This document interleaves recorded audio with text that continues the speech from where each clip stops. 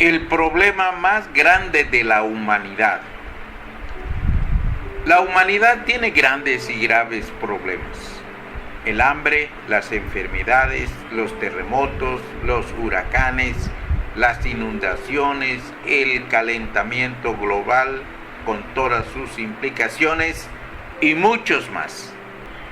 Pero todos estos problemas son insignificantes si los comparamos con un problema que no parece problema, pero que es el problema más grave de los seres humanos. Este problema más grave de la humanidad se escribe con tan solo 6 letras. El problema más grande y grave de la humanidad se llama pecado. El término pecado es común en nuestro vocabulario, pero muy pocas personas tienen un concepto acertado acerca de lo que es en realidad. Vamos a reflexionar brevemente sobre este tema tan sutil y tan grave. Vamos a considerar brevemente algo sobre el origen, la naturaleza, las consecuencias del pecado. Esta reflexión está basada en la Biblia, en la versión popular que se llama Dios habla hoy. Vamos a hablar del origen del pecado. La palabra pecado pertenece al contexto religioso.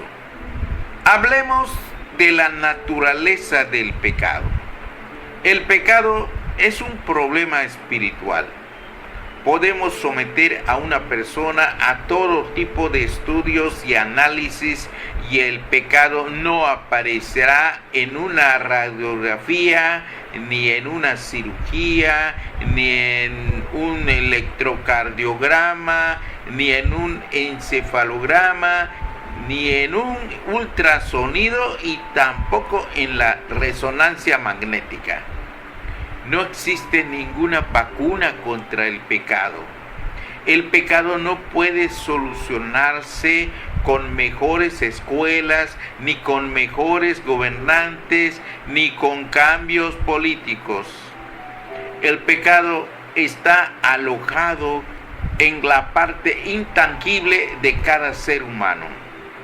Dice la Biblia en Santiago 1, 13 y 14. Cuando alguno se sienta tentado a hacer lo malo, no piense que es tentado por Dios, porque Dios ni siente la tentación de hacer lo malo, ni tienta a nadie para que lo haga. Al contrario, uno es tentado por sus propios malos deseos que lo atraen y lo seducen. Santiago 1, 13 y 14. La naturaleza del pecado es espiritual. El ser humano consta de espíritu, alma y cuerpo. El cuerpo es tangible y sirve para comunicarnos con el medio físico. El alma es intangible y es el asiento del intelecto, los sentimientos y la voluntad. El espíritu es también intangible y sirve para comunicarse con el medio espiritual donde reina Dios. Según la Biblia, el pecado es una enfermedad del alma. Vamos a meditar en la siguiente metáfora. Esta metáfora está en la Biblia en Isaías capítulo 1, versículos 5 y 6. Si usted tiene una Biblia, léalo ahí y yo le iré explicando. El pecado es una enfermedad del alma porque afecta el intelecto. Dice la Biblia, tienen herida toda la cabeza. El pecado produce pensamientos erróneos. El pecado es una enfermedad del alma porque afecta los sentimientos. Dice la Biblia, todo es heridas, golpes, llagas abiertas, nadie se las ha curado ni vendado. Los pensamientos erróneos nos llevan a sentimientos erróneos. La gente está herida en sus sentimientos y nadie la puede curar, porque todo ser humano está igualmente enfermo de vanidad, egoísmo, orgullo, envidia, resentimiento, etc. El pecado es una enfermedad del alma porque afecta la voluntad.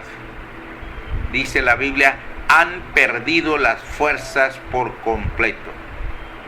Los pensamientos erróneos llevan a sentimientos erróneos y los sentimientos erróneos llevan a decisiones y acciones erróneas.